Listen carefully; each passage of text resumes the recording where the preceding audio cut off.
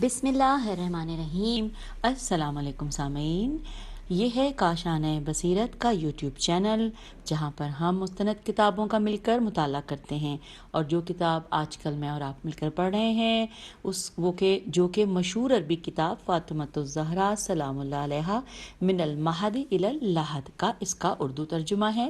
فاطمۃ الزہرا سلام اللہ علیہا طلوع سے غروب تک، جس کے مؤلف ہیں آیت اللہ سید محمد کاظم قزوینی اور مترجم ہیں حجت الاسلام علامہ الطاف حسین کلاچی۔ آئیے ہم اس کو جہاں تک ہم نے لاسٹ پارٹ ہمارا تھا جو کہ ہم نے ختم کیا تھا پیج نمبر 209 پہ، اسی صفحے سے ہم آج کے پارٹ یعنی کہ پارٹ نمبر 21 کا آغاز کرتے ہیں۔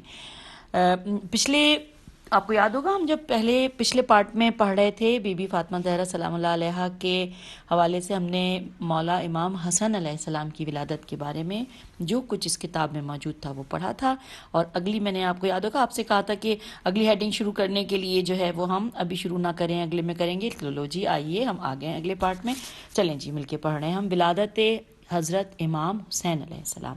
لکھا ہے حضرت امام حسن علیہ السلام کی ولادت باسعادت کے کچھ ہی عرصے بعد حضرت فاطمہ زہرا سلام اللہ علیہ نے اپنے بطن اقدس میں اپنے دوسرے فرزند کے وجود کو محسوس فرمایا، جس طرح رسول اکرم صلی اللہ علیہ وآلہ وسلم نے پیشین گوئی فرمائی تھی کہ ان کے مطابق حضرت امام حسین علیہ السلام نے 6 ماہ اپنی والدہ گرامی کے بطن مبارک میں رہنے کے بعد اس جہان میں اپنی آنکھیں کھولیں۔ الحمدللہ۔ حضرت امام جعفر صادق علیہ السلام کا حضرت امام حسین علیہ السلام کی ولادت باسعادت کے بارے میں فرمان ہے کہ ایک دن حضرت ام ایمن کے کچھ ہمسائے بارگاہ رسالت میں پہنچے اور کہا، یا رسول اللہ، آج ساری رات جناب ام ایمن صبح تک روتی رہیں، ان کی سنجیدگی کی وجہ سے ہم بھی ساری رات رنجیدہ خاطر رہے۔ پیغمبر اکرم صلی اللہ علیہ وآلہ وسلم نے کسی کو ان کے گھر بھیجا، جناب ام ایمن تشریف لائیں۔ حضرت صلی اللہ علیہ وآلہ وسلم نے انہیں فرمایا، خداوند آپ کو نہ رلائے، آپ کے ہمسایوں نے کہا ہے کہ آپ گزشتہ رات راحت اور روتی رہیں، آخر کیوں؟ سوالیہ نشان۔ جناب ام ایمن نے عرض کیا، یا رسول اللہ، میں نے گزشتہ رات خوفناک خواب دیکھا ہے جس کی وجہ سے میں سپیدہ سحر تک روتی رہی۔ پیغمبر گرامی نے فرمایا، اپنا خواب بیان کیجئے کیونکہ اللہ اور اس کے رسول صلی اللہ علیہ وآلہ وسلم دانا تر ہیں۔ جناب ام ایمن نے عرض کیا، مجھ میں ہمت نہیں ہے کہ میں اس خواب کو بیان کروں۔ پیغمبر اکرم صلی اللہ علیہ وآلہ وسلم نے فرمایا، جو کچھ تم نے سوچ رکھا ہے وہ بات نہیں ہے، اپنا خواب بیان کیجئے۔ جناب ام ایمن نے عرض کیا، میں نے آج شب خواب میں دیکھا کہ آپ صلی اللہ علیہ وآلہ وسلم کے مقدس جسم کا عضو یعنی پارٹ میرے گھر میں آن پڑا۔ پیج 210 پہ اب ہم آ گئے ہیں۔ میرے گھر میں آن پڑا۔ پیغمبر گرامی نے فرمایا، آپ نے خوبصورت اور خیر و عافیت والا خواب دیکھا ہے۔ آپ کے خواب کی تعبیر یہ ہے کہ میری دختر حضرت فاطمہ زہرا سلام اللہ علیہا کے ہاں فرزند پیدا ہونے والا ہے۔ آپ نے اس نومولود کی پرورش و پرستاری کرنی ہے۔ وہ بچہ میرے وجود کا حصہ ہے جو آپ کے گھر میں پرورش پائے گا۔ آگے لکھا ہے کہ اس واقعے کے کچھ ہی عرصے بعد شہزادہ حسین علیہ السلام نے افق سرائے امامت سے طلوع کیا۔ دوبارہ پڑھتی ہوں کہ اس واقعے کے کچھ عرصے بعد شہزادہ حسین علیہ السلام نے افق سرائے امامت سے طلوع کیا۔ جناب ام ایمن نے آپ کو اپنی آغوش میں لے لیا اور انہیں آپ کے جد بزرگوار کی بارگاہ میں پیش کیا۔ حضرت صلی اللہ علیہ وآلہ وسلم نے اپنے شہزادے حسین علیہ السلام کو اپنی گود نبوت میں لے لیا اور فرمایا، خوش آمدید اٹھانے والے کے لیے اور اٹھائے جانے والے کے لیے، اے ام ایمن، یہ ہے آپ کے خواب کی تعبیر۔ اگلا پیراگراف ہے کہ حضرت عباس کی زوجہ ام الفضل نے وہی خواب دیکھا تھا جو جناب ام ایمن نے دیکھا تھا۔ جس وقت اس آفتاب امامت کی ولادت ہوئی تو بہت سی ہاشمیات سیدہ کے گھر جمع ہوئیں۔ ان میں سے کچھ کے نام یہ ہیں: جناب صفیہ دختر عبد المطلب، حضرت اسماء بنت امیس، حضرت ام سلمہ وغیرہ۔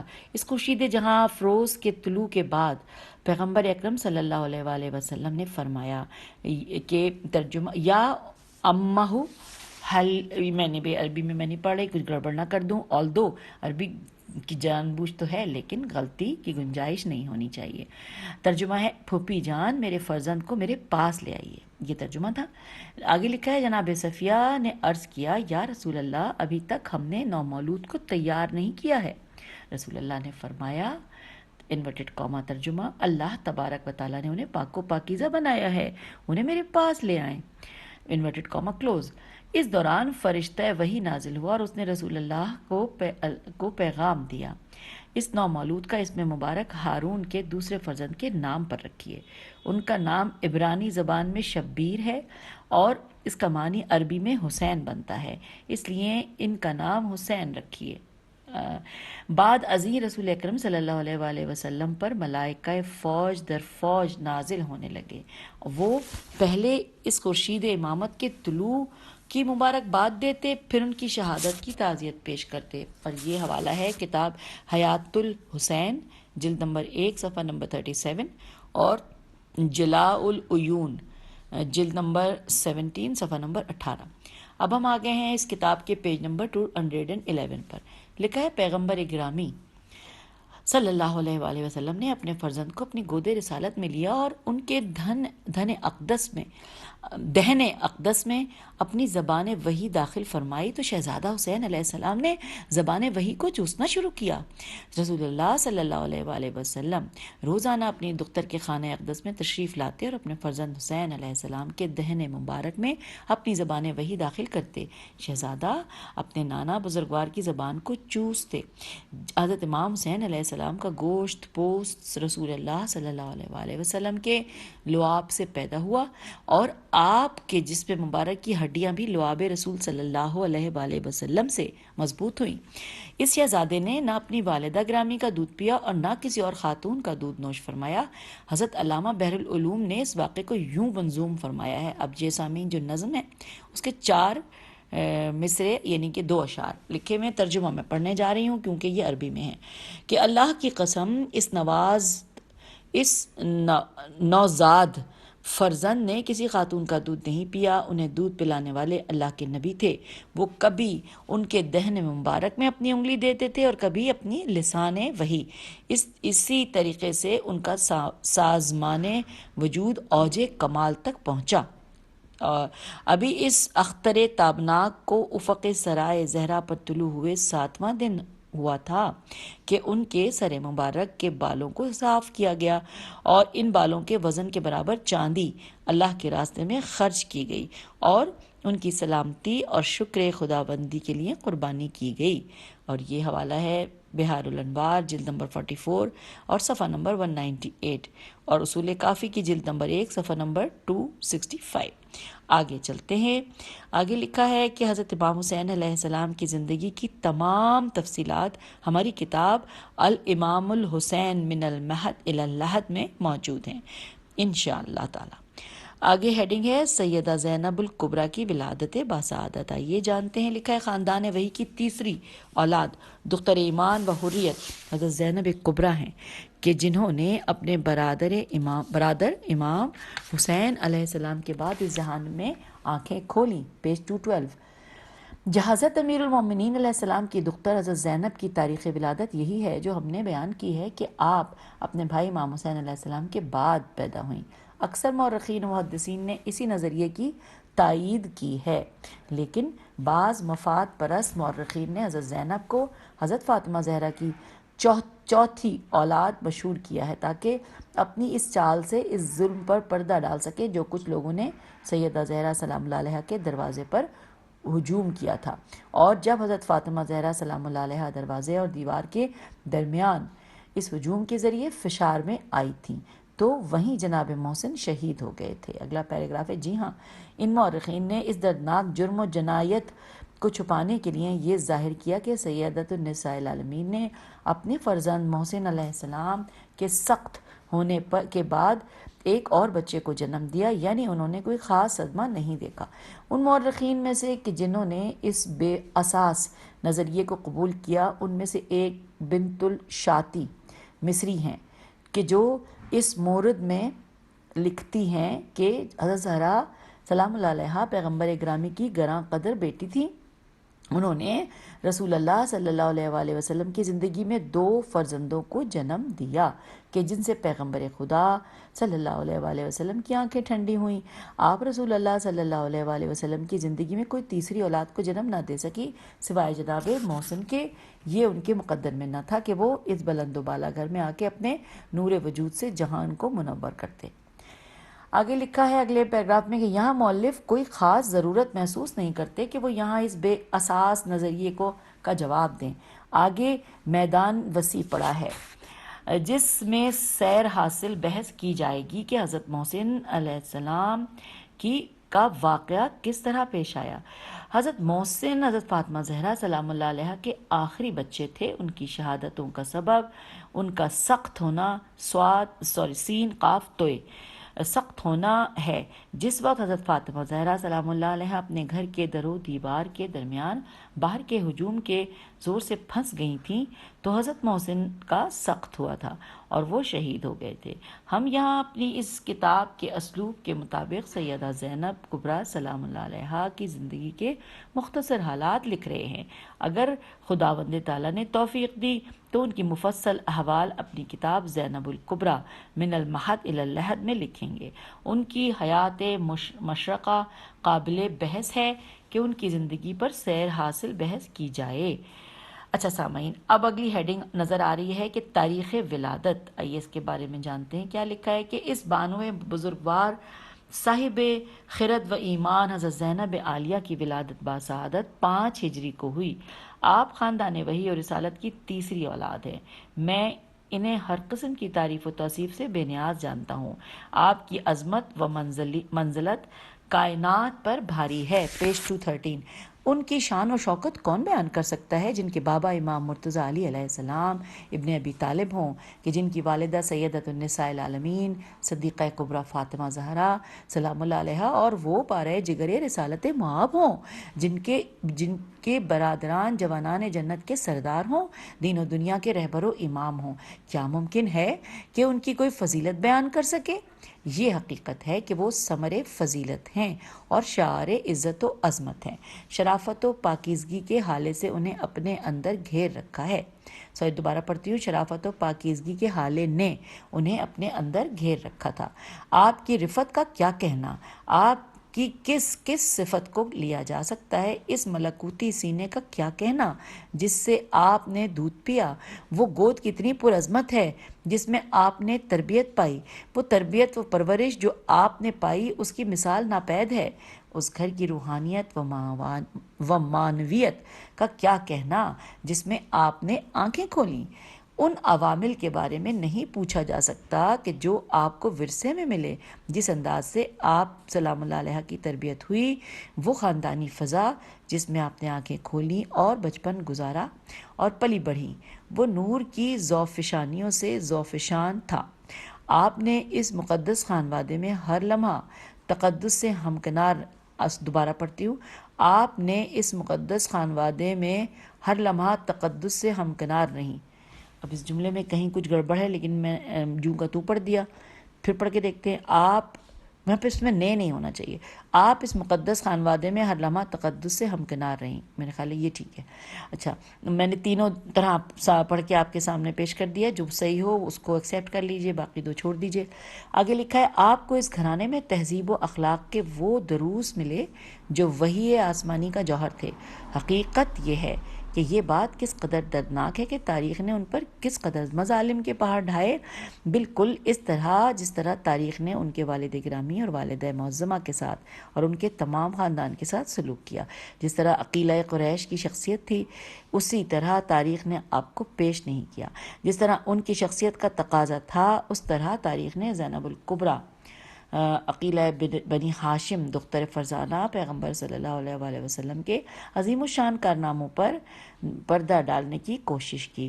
آپ کے نانا بزرگوار رسول اکرم صلی اللہ علیہ وآلہ وسلم نے آپ کا اسم گرامی زینب رکھا، یعنی زین، اب زے یہ نون الگ لکھا ہوا ہے اس وقت، اور الف بے اور اس پہ زبر ہے، یہ الگ لکھا ہے، اور آگے اس کا معنی لکھے ہیں جو کہ انورٹڈ کاما میں ہے کہ باپ کی زینت۔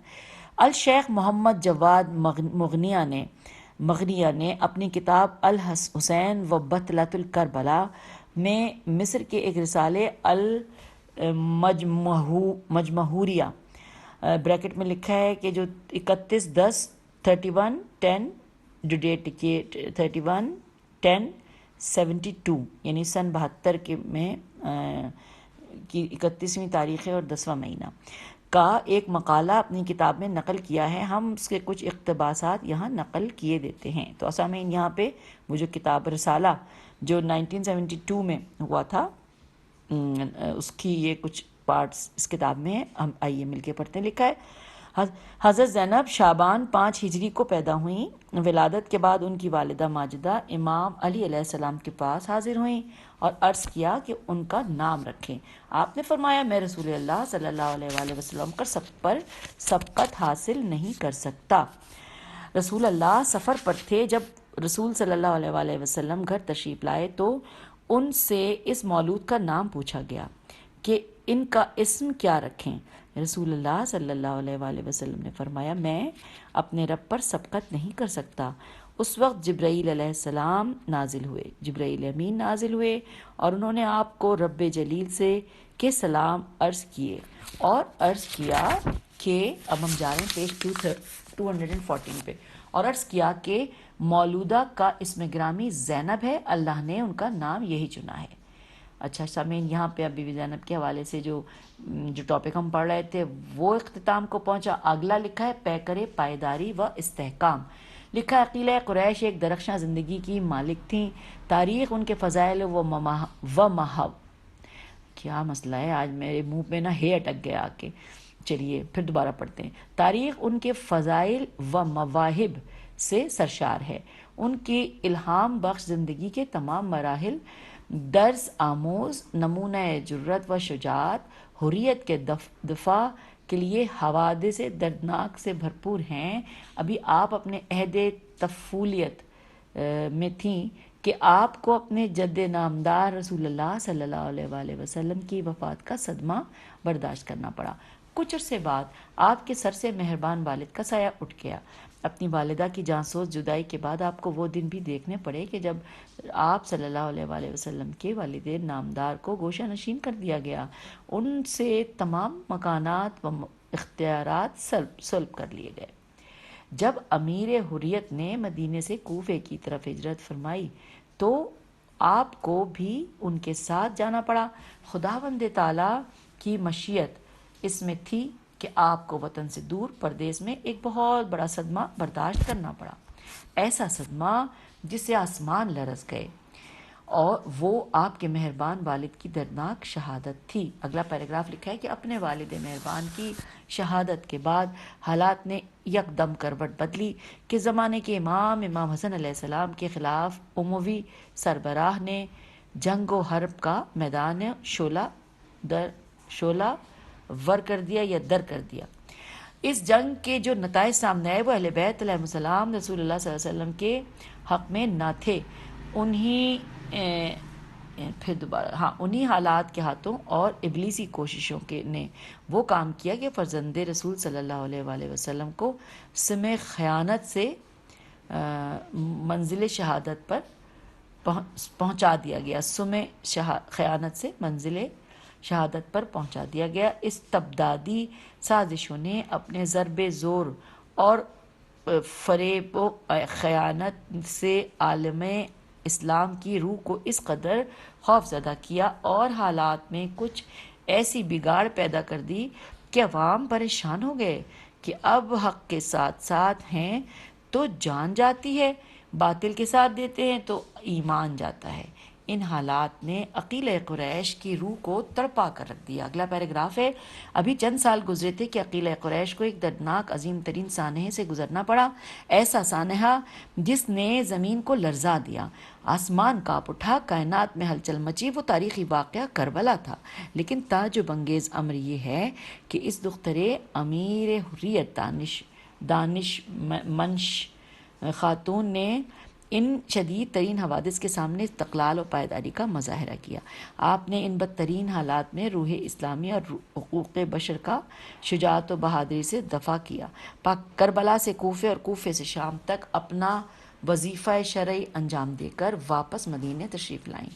اگلا پیراگراف ہے کہ اس وقت استبدادی اموی حکومت 400 اپنے خونی پنجے گاڑ چکی تھی، 400 یعنی چاروں جانب گاڑ چکی تھی۔ آپ نے ملک مصر کا رخ کیا اور خداوند تعالیٰ کی یہی مشیت تھی کہ وہاں آپ اس جہان کو الوداع کہیں تاکہ آپ کی آرام گاہ قیامت تک ہزاروں لاکھوں قلوب کے لیے نقطۂ امید بنے۔ ہم پہنچ گئے ہیں پیج نمبر 215 پر۔ آگے لکھا جی ہاں اے قاری عزیز، امیر حریت کی مجاہدہ اور مبارزہ دختر فرزانہ کی زندگی کی ایک جھلک ہے۔ دوبارہ پڑھتی ہوں، امیر حریت کی مجاہدہ اور مبارزہ دختر فرزانہ کی زندگی کی یہ ایک جھلک ہے جو آپ نے مطالعہ کی، ان پر اور ان کے جد بزرگوار پر اور ان کے والدین اور بھائیوں پر درود و سلام۔ آئیے سامعین ہم بھی مل کر پڑھ لیتے ہیں، اللہم صلی علی محمد وآل محمد وعجل فرجہم اجمعین۔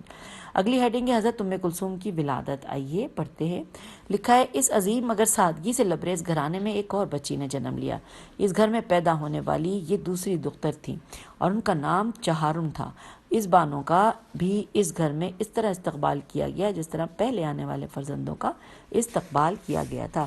حضرت ام کلثوم اپنی بڑی بہن حضرت زینب کی تمام صفات میں شریک تھی۔ دونوں کا نسب ایک تھا۔ جو تربیت و تہذیب میں نے ملی تھی اس آپ کو بھی وہی تربیت ملی، لیکن کچھ احوال کی بنا پر آپ کی زندگی جناب زینب عالیہ کی زندگی سے مختلف تھی۔ اگلا پیراگراف ہے کہ جی ہاں تاریخ نے اس خاندان پر جو مظالم ڈھائے، آپ اپنی بڑی بہن کے ساتھ ان مظالم کو برداشت کرنے میں برابر شریک تھیں۔ خدا کی قسم، خاتون کی حیثیت سے جو مظالم آپ نے برداشت کیے، مردوں میں طاقت نہیں کہ وہ انہیں برداشت کرتے۔ ہم انشاءاللہ ان کے حوالے زندگی زینب الکبریٰ من المہد الی اللحد میں پیش کریں گے۔ اگلی ہیڈنگ ہے آئینہ قرآنی میں دختر بہشت کی تابناک جھلک۔ لکھا ہے آیت قربہ وہ آیت ہے جس میں اللہ تعالیٰ نے حضرت فاطمہ زہرا کی شان اور منزلت بیان فرمائی ہے۔ اللہ تعالیٰ کا فرمان ذی شان ہے۔ یہ سورہ شورى کی آیت نمبر 23 ہے جس کا ترجمہ میں پڑھ رہی ہوں کہ کہہ دیجئے میں اس تبلیغ رسالت پر تم سے کوئی اجر نہیں مانگتا سوائے قریب ترین رشتہ داروں کی محبت کے، اور جو کوئی نیکی کمائے ہم اس کے لیے اس نیکی کا اچھا اضافہ کرتے ہیں۔ اللہ یقیناً بڑا بخشنے والا قدردان ہے۔ یہ ہم نے سورہ شورى کی آیت نمبر 23 کا ترجمہ پڑھا، اور ہم اب جا رہے ہیں الحمدللہ پیج نمبر 216 پر۔ لکھا ہے جی ہاں تم نے اس آیت میں دیکھا ہے کہ خداوند تعالیٰ نے اپنے نبی کریم صلی اللہ علیہ وآلہ وسلم سے خطاب فرمایا، قل یعنی کہہ دیجئے اے محمد اپنی امت کو، لا اسألکم علیہ یعنی میں رسالت کی ادائیگی پر تم سے کوئی اجر نہیں مانگتا، الا المودۃ فی القربہ یعنی صرف میرے جو قریبی ہیں ان سے محبت و مودت کیجیے۔ اب ائمہ اہل بیت علیہ السلام اور ان کے تمام اہل مکتب اس امر پر متفق ہیں کہ القربہ سے مراد رسول اللہ صلی اللہ علیہ وآلہ وسلم کے قریبی ہیں۔ علماء اہل سنت میں سے جن لوگوں نے اپنے صحاح اور تفاسیر میں اس حدیث کا ذکر کیا ہے وہ یہ ہیں۔ انہوں نے اپنی کتاب میں لکھا ہے کہ جب یہ آیت قربہ نازل ہوئی تو صحابہ نے پوچھا، سوال جو پوچھا اب وہ عربی میں اس کا ترجمہ پڑھی ہوئی، یا رسول اللہ وہ کون ہستیاں ہیں جو آپ کے قریبی ہیں اور جن کی محبت ہم پر واجب ہے؟ رسول اللہ صلی اللہ علیہ وآلہ وسلم نے فرمایا علی و فاطمہ اور ان کے دونوں بیٹے۔ اس حدیث کو اہل سنت کے جن علماء نے ذکر کیا ہے وہ درج ذیل ہیں: 1 ابن حجر نے سوائق محرقہ میں، 2 ثعلبی نے اپنی تفسیر میں، 3 سیوطی نے الدر منشور میں، 4 ابو نعیم نے حلیت الاولیاء میں، نمبر 5 الجوینی شافعی نے فرائد المسمتین میں۔ ایک دوسری حدیث جو علامہ طبری اور ابن حجر نے پیش کی ہے کہ رسول صلی اللہ علیہ وآلہ وسلم نے فرمایا، ترجمہ خداوند تعالیٰ نے میرا اجر رسالت تم پر میرے قریبیوں سے مودت قرار دیا ہے، خیال رکھنا کل قیامت کے روز میں تم سے ان کے بارے میں پوچھوں گا، انورٹڈ کاما کلوز۔ آگے لکھا جی ہاں یہ وہ محدثین ہیں جنہوں نے اس حدیث کا ذکر اور نقل اجمالی طور پر کیا ہے۔ سامعین اب ہم آگے ہیں پڑھتے پڑھتے پیج 217 پر، ہیڈنگ ہے ائمہ اہل بیت کی نظر میں قربا۔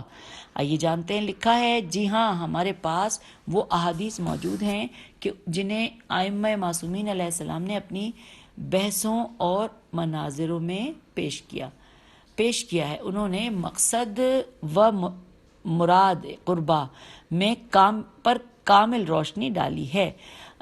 اب یہ پوائنٹ وائز جو بتائے جا رہے ہیں، آئیے ہم پڑھتے ہیں۔ نمبر 1 جو ہے وہ ہے سورہ عربی میں ہے، لکھا ہے کہ امام علی علیہ السلام سے روایت ہے کہ سورہ شورا میں ہمارے خاندان کے بارے میں آیت ہے۔ اس آیت کا مفہوم یہ ہے کہ ہر با ایمان شخص پر واجب ہے کہ وہ ہم سے محبت و مودت رکھے۔ پھر آپ نے اس آیت کی تلاوت فرمائی۔ تلاوت کا ترجمہ کہ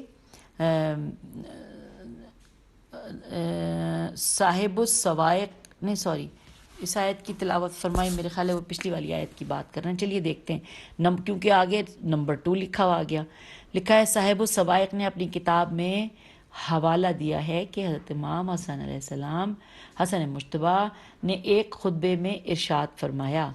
اب ترجمہ میں پڑھنے جا رہی ہوں کہ میں اس عظیم خاندان کا فرد ہوں کہ خداوند تعالیٰ نے ہر با ایمان فرد پر ان کی محبت و مودت واجب کی ہے۔ پھر آپ نے اس آیت کی تلاوت فرمائی ترجمہ پھر آپ نے مزید فرمایا، نہیں ایک منٹ پہلے تو میں یہ دیکھ لیتی ہوں نا، خطبہ جو فرمایا، پھر میں دوبارہ سے یہاں سے پڑھ لیتی ہوں ترجمہ کہ میں اس عظیم خاندان کا فرد ہوں کہ خداوند تعالیٰ نے ہر با ایمان فرد پر اس کی محبت و مودت واجب کی ہے۔ پھر آپ نے اس آیت کی تلاوت فرمائی، یعنی قل لا اسلکم علیہ اجرا۔ لکھا ہے پھر آپ نے مزید فرمایا آیت میں جس اجر رسالت کی بات ہے وہ ہماری محبت ہے کہ ہم اہل بیت رسول اللہ صلی اللہ علیہ وآلہ وسلم سے محبت کرنا ہے۔ اگلا پوائنٹ لکھا ہے کہ چوتھے امام نور نے فرمایا جب لوگوں نے انہیں مسجد اموی کے دروازے پر حالت اسیری میں دیکھا تو ایک شامی نے ثواب سمجھتے ہوئے کہا اللہ کا شکر ہے کہ اس نے تم لوگوں کو نابود کیا اور امیر المومنین یزید لعین کو فتح عنایت کی۔ امام نور نے صبر و تحمل کے ساتھ اور شیریں لہجے میں فرمایا کہ اے بندے خدا، کیا تو نے اس آیت کو پڑھا ہے کہ جس میں ہے کہ قل لا اسألکم علیہ اجرا الا المودۃ فی القربہ؟ اس آدمی نے کہا ہاں پڑھی ہے۔ اب ہم آگئے پیج نمبر 218 پر، لکھا ہے آپ نے فرمایا ہم وہی خاندان ہیں کہ جن کے بارے میں اللہ نے اپنی یہ آیت اتاری ہے۔ اب دوسرا پوائنٹ لکھا ہے صاحب دانی فبین شاعر کمیت اسدی کاف میم یہ تے اسدی نے اس واقعے کو یوں پیش کیا، اور یہ ایک شعر ہے جس کا ترجمہ ہے کہ ہم نے خاندان رسالت تمہاری شان میں سورہ شورا کی آیت کو پایا ہے، چاہے ہم پرستاران حق ہوں یا کوئی دوسرے، سبھی اس آیت کی تعویل و تفسیر آپ کے حق میں کرتے ہیں۔ انورٹڈ کاما کلوز، یہاں پر وہ ترجمہ جو شعر کا تھا وہ مکمل ہوا۔ اور اگلا پوائنٹ ہے 5th پوائنٹ، یعنی کہ جناب جابر انصاری سے یہ ایسے روایت ہے کہ ایک اعرابی الف عین رے الف بے چھوٹی اعرابی بارگاہ رسالت میں حاضر ہوا۔ اس نے عرض کیا کہ اے محمد صلی اللہ علیہ وآلہ وسلم مجھ پر اسلام پیش کیجئے۔ آپ صلی اللہ علیہ وآلہ وسلم نے فرمایا گواہی دو کہ اللہ کے سوا کوئی معبود نہیں ہے اور اس کا کوئی شریک نہیں ہے، محمد صلی اللہ علیہ وآلہ وسلم اس کا بندہ اور رسول ہیں۔ اس آدمی نے کہا میں اسلام سکھانے کا مجھ سے کسی اجر کا سوال کرو گے؟ پیغمبر خدا نے فرمایا نہیں، میری رسالت کا اجر صرف یہ ہے کہ میرے قریبیوں سے محبت رکھنا۔ اس نے پوچھا آپ کے قریبی یا میرے قریبی؟ پیغمبر خدا نے فرمایا نہیں، میرے قریبی۔ اس آدمی نے کہا آپ اپنا ہاتھ دیں تاکہ میں آپ کی بیعت کروں۔ جو آپ سے محبت نہ کرے اور آپ کے قرابت داروں سے محبت نہ کرے اس پر اللہ کی لعنت ہو۔ پیغمبر گرامی نے فرمایا آمین۔ اسی روایت کو الگنجی نے کفایت الطالب میں صفحہ نمبر 31 پر نقل کیا ہے۔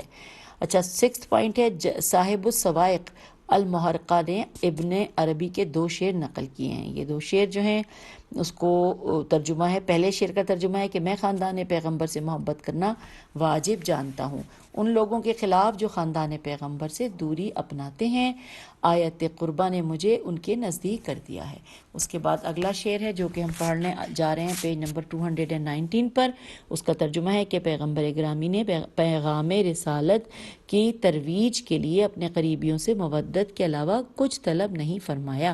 اور ساتواں اور آخری پوائنٹ ہے جو ہم پڑھتے چلے آ رہے ہیں اس میں کہ امام شافعی نے فرمایا ہے کہ جو امام شافعی نے فرمایا اس کا ترجمہ ہے کہ ہاں اے عظیم الشان خاندان رسالت، اللہ نے تمہاری محبت کا فریضہ اپنے قرآن میں نازل کر دیا ہے۔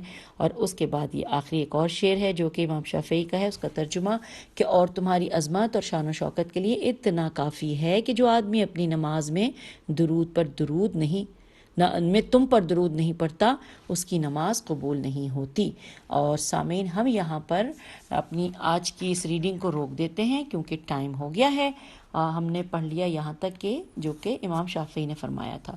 اس کے بعد کیونکہ میں یہ بتا دوں کہ اگلے ہم ریڈنگ پڑھنے جا رہے ہیں جس میں علامہ امینی نے الغدیر میں 43 محدثین اور دانشوروں کے حوالے دیے ہیں جو سبھی اہل سنت سے تعلق رکھتے ہیں۔ تو اب یہ جو حوالے ہیں نا یہ سارے یہ ہم انشاءاللہ نام ہمیں پڑھنے ہیں، یہ ہم انشاءاللہ اگلی آڈیو میں پڑھیں گے۔ اجازت دیجیے، خدا حافظ، فی امان اللہ۔